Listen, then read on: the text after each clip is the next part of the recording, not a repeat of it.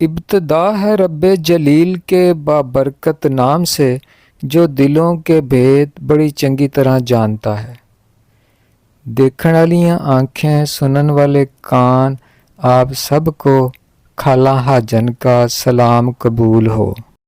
सब तो पहला तो मैं सारिਆਂ ਦਾ ਸ਼ੁਕਰੀਆ अदा करनी वा ਜਿਹੜੇ ਸਾਨੂੰ कमेंट करते ने बड़े चंगे चंगे सोहने सोहने।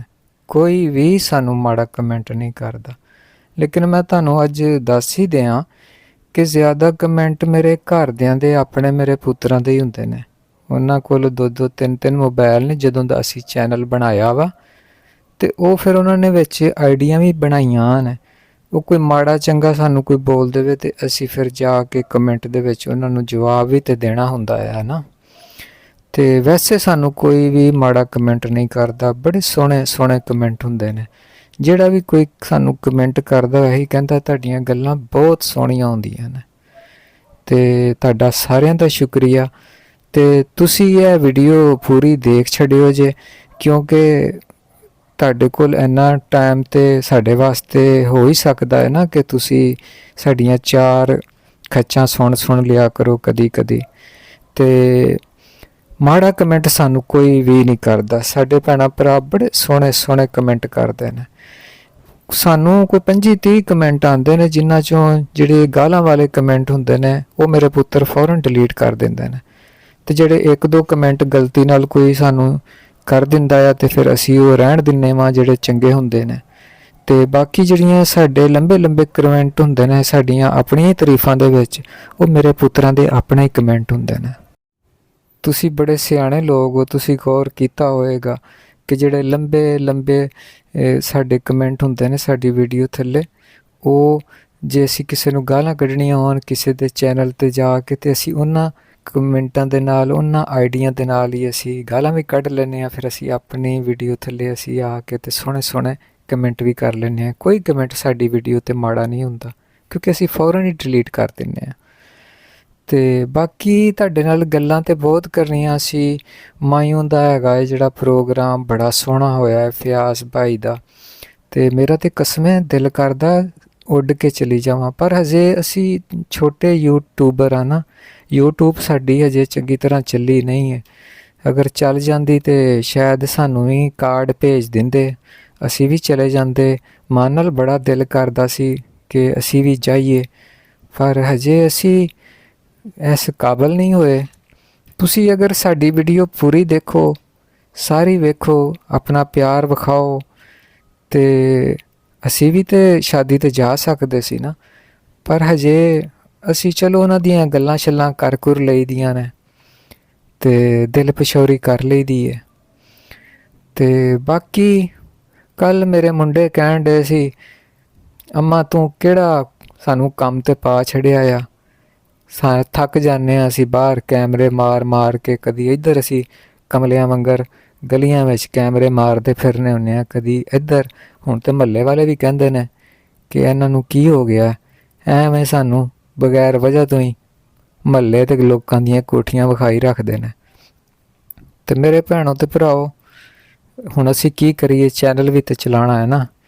ਫਿਰ ਜਿੰਨੀ ਦੇਰ ਤੱਕ ਬੰਦਾ ਕਿਸੇ ਦੀ ਕੋਈ ਬੁਰਾਈ ਸ਼ੁਰਾਈ ਨਾ ਕਰੇ, ਕੋਈ ਗੱਲਾਂ ਛੱਲਾਂ ਨਾ ਕਰੇ, ਉਨੀ ਦੇਰ ਸਾਨੂੰ ਵੀ ਆਰਾਮ ਨਹੀਂ ਆਉਂਦਾ ਤੇ ਤੁਹਾਨੂੰ ਵੀ ਨਹੀਂ ਆਉਂਦਾ। ਤੁਹਾਨੂੰ ਵੀ ਬੜਾ ਇੰਤਜ਼ਾਰ ਹੁੰਦਾ ਆ ਸਾਡੀਆਂ ਗੱਲਾਂ ਸੁਣਨ ਦਾ।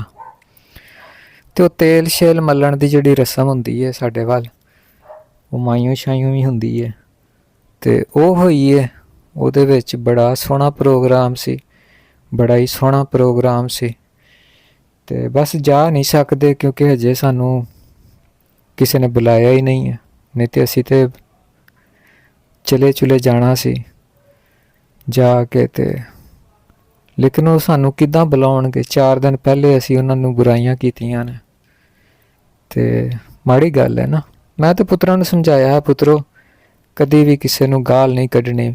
ਮੇਰੇ ਪੁੱਤਰ ਬੜੇ ਫਰਮਾ ਬਰਦਾਰ ਨੇ। ਉਹਨਾਂ ਨੇ ਵੀ ਕਿਹਾ ਕਿ ਅੰਮਾ ਬਸ ਜ਼ਿਆਦਾ ਤੋਂ ਜ਼ਿਆਦਾ ਗੁੱਸਾ ਆਵੇ ਤਾਂ 4-5 ਗਾਲਾਂ ਕੱਢ। ਮੈਂ ਵੀ ਉਹਨਾਂ ਨੂੰ ਕਿਹਾ ਪੁੱਤਰ 4-5 ਗਾਲਾਂ ਬਸ ਕੱਢ ਲਓ, 6 ਕੱਢ ਲਓ। ਜੇ ਤੁਹਾਨੂੰ ਬੜਾ ਹੀ ਗੁੱਸਾ ਆ ਜਾਵੇ ਤਾਂ 7 ਗਾਲਾਂ ਕੱਢ ਲਓ।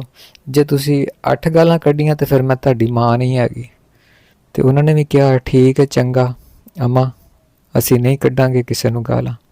ਉਹ ਬਸ 5-7 ਗਾਲਾਂ ਕੱਢਦੇ ਨੇ, ਫਿਰ ਉਹ ਜਿੱਥੋਂ ਗਾਲਾਂ ਕੱਢਦੇ ਨੇ ਹਟ ਕੇ ਫਿਰ ਆਪਣੇ ਚੈਨਲ ਤੇ ਵੀ ਆ ਕੇ ਕਮੈਂਟ ਕਰਨੇ ਹੁੰਦੇ ਨੇ ਚੰਗੇ ਚੰਗੇ। ਤੇ ਹੋਰ ਤੁਸੀਂ ਸੁਣਾਓ? ਸਾਡੇ ਤੇ ਇੱਥੇ ਮੌਸਮ ਬੜਾ ਹੀ ਪਿਆਰਾ ਹੋਇਆ ਵਾ। ਪਰਸੋਂ ਸਾਗ ਪਕਾਇਆ ਸੀ ਤੇ ਹਜੇ ਤੱਕ ਉਹੀ ਚੱਲਦਾ ਪਿਆ ਆ। 2-3 ਦਿਨ ਹਜੇ ਚੱਲ ਜਾਏਗਾ ਸਾਗ ਹੀ। ਚੈਨਲ ਚੂਨਲ ਚੱਲ ਚੁਲ ਜਾਂਦੇ ਤੇ ਚਲੋ ਬੱਕਰੇ ਸ਼ਕਰੇ ਵੀ ਖਾਂਦੇ।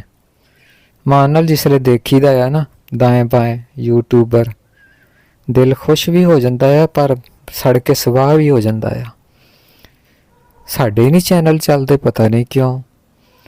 ਕਦੋਂ ਦੇ ਤੇ ਅਸੀਂ ਲੱਗੇ ਹਾਂ ਪਿੱਛੇ, ਹਾਲਾਂਕਿ ਅਸੀਂ ਗਾਲਾਂ ਵੀ ਬੜੀਆਂ ਕੱਢਨੇ ਆ ਲੋਕਾਂ ਨੂੰ ਕਮੈਂਟਾਂ 'ਚ ਜਾ ਕੇ, ਫਿਰ ਵੀ ਬਰਕਤ ਨਹੀਂ ਪੈਂਦੀ। ਤੇ ਤੁਹਾਡਾ ਸਾਰਿਆਂ ਦਾ ਬੜਾ ਸ਼ੁਕਰੀਆ। ਬਹੁਤ ਖੁਸ਼ ਹੁੰਦਾ ਦਿਲ ਜਿਸ ਵੇਲੇ ਅਸੀਂ ਆਪਣੇ ਕਮੈਂਟ ਲਿਖੇ ਹੋਏ ਆਪਣੀ ਵੀਡੀਓ ਥੱਲੇ ਵੇਖਦੇ ਹਾਂ। ਸਾਨੂੰ ਕੋਈ ਕਮੈਂਟ ਐਸਾ ਨਹੀਂ ਨਜ਼ਰ ਆਉਂਦਾ ਜਿਹਦੇ 'ਚ ਸਾਨੂੰ ਕੋਈ ਗਲਤ ਕਰੇ, ਕੋਈ ਬੁਰੀ ਗੱਲ ਸਾਨੂੰ ਲਿਖੇ, ਕਿਉਂਕਿ ਕੋਈ ਲਿਖੇ ਵੀ ਸਹੀ ਤੇ ਅਸੀਂ ਡਿਲੀਟ ਕਰ ਦਿੰਦੇ ਹਾਂ। ਤੇ ਇਹ ਬਸ ਸਾਡੀ ਵੀਡੀਓ ਦੀ ਖੂਬਸੂਰਤੀ ਹੁੰਦੀ ਹੈ। ਤੇ ਦਿਲ ਤੇ ਬੜਾ ਕਹਿੰਦਾ ਆ ਕਿ ਸ਼ਾਦੀ ਤੇ ਕਿਸੇ ਤਰ੍ਹਾਂ ਪਹੁੰਚ ਜਾਂਦੇ ਅਸੀਂ ਵੀ, ਪਰ ਅਸੀਂ ਵੀਡੀਓ ਵੇਖ ਕੇ ਦਿਲ ਪਿਸ਼ੋਰੀ ਕਰ ਰਹੇ ਹਾਂ ਜੀ। ਤੇ ਇਹੀ ਕੁਛ ਹੈ ਜੀ, ਹੋਰ ਤੇ ਸਾਡੇ ਕੋਲ ਗੱਲ ਕੋਈ ਨਹੀਂ ਹੈਗੀ। ਤੇ ਤੁਸੀਂ ਸਾਨੂੰ ਮਸ਼ਵਰਾ ਦਿਓ ਕਿ ਹੁਣ ਤੇ ਲੋਕ ਸਾਨੂੰ ਜਿਹੜੇ ਨੇ ਉਹ ਕਹਿਣਾ ਸ਼ੁਰੂ ਹੋ ਗਏ ਨੇ ਕਿ ਅਸੀਂ ਲੋਕਾਂ ਦੇ ਉੱਤੇ ਹੀ ਨੁਕਤਾਚੀਨੀਆਂ ਕਰਨੇ ਵਾ। ਤੇ ਤੁਸੀਂ ਕੁਛ ਦੱਸ ਦਿਓ ਮੈਨੂੰ। ਤੇ ਜਿਹੜਾ ਮਾੜਾ ਚੰਗਾ ਹੁੰਦਾ ਮੈਂ ਤੁਹਾਨੂੰ ਵਿਖੂ ਛੱਡਣੀ ਆ। ਤੇ ਅਗਰ ਤੁਹਾਨੂੰ ਕੋਈ ਲੱਗਦਾ ਹੈ ਕਿ ਮੈਂ ਫਲਾਣਾ ਕੰਮ ਕਰ ਸਕਨੀ ਆ, ਫਲਾਣਾ ਕੰਟੈਂਟ, ਕੁਕਿੰਗ ਤੇ ਤੁਹਾਨੂੰ ਪਤਾ ਮੈਨੂੰ ਐਡੀ ਮਾੜੀ ਮੋਟੀ ਬਸ ਆਉਂਦੀ ਹੈ। ਤੇ ਗੱਲਾਂ ਦਾ ਇਹ ਹੁੰਦਾ ਹੈ ਕਿ ਚਲੋ ਤੁਸੀਂ ਸੁਣਦੇ ਹੋ ਤੇ ਮੈਂ ਤੁਹਾਨੂੰ ਸੁਣੂ ਛੱਡਣੀ ਆ। ਪੁੱਤਰਾਂ ਨੂੰ ਮੈਂ ਕਿਹਾ ਹੈ, ਪੁੱਤਰੋ ਕਦੀ ਕਿਸੇ ਨੂੰ ਜਾ ਕੇ ਮਾੜਾ ਕਮੈਂਟ ਨਹੀਂ ਕਰਨਾ। ਉਹਨਾਂ ਨੇ ਵੀ ਅੱਗੋਂ ਮੈਨੂੰ ਯਕੀਨ ਦਿਲਾਇਆ, ਅਮਾ ਕਮੈਂਟ ਸਿਰਫ 5-7 ਕਰਨੇ ਨੇ, ਉਸ ਤੋਂ ਜ਼ਿਆਦਾ ਨਹੀਂ ਕਰਦੇ। ਉਹਦੀ ਮੈਂ ਇਜਾਜ਼ਤ ਦਿੱਤੀ ਹੈ। 5-7 ਕਮੈਂਟਾਂ ਦੀ ਤੇ ਖੈਰ ਹੁੰਦੀ ਹੈ ਨਾ, ਉਹ ਮਾੜੇ ਥੋੜ੍ਹੀ ਹੁੰਦੇ ਨੇ।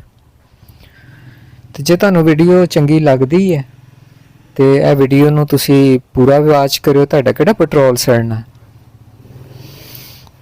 ਤੇ ਇਹਨੂੰ ਸ਼ੇਅਰ ਵੀ ਮਾਰ ਦਿਓ। ਤੇ ਜੇ ਤੁਹਾਨੂੰ ਵੀਡੀਓ ਚੰਗੀ ਨਾ ਲੱਗੇ ਤੇ ਤੁਹਾਡੀ ਮਰਜ਼ੀ, ਭੈੜਾ ਕਮੈਂਟ ਕਰੋਗੇ ਤੇ ਉਹ ਤੇ ਅਸੀਂ ਡਿਲੀਟ ਕਰ ਹੀ ਦੇਣਾ ਆ। ਚੰਗਾ ਫਿਰ, ਰੱਬ ਰਾਖਾ।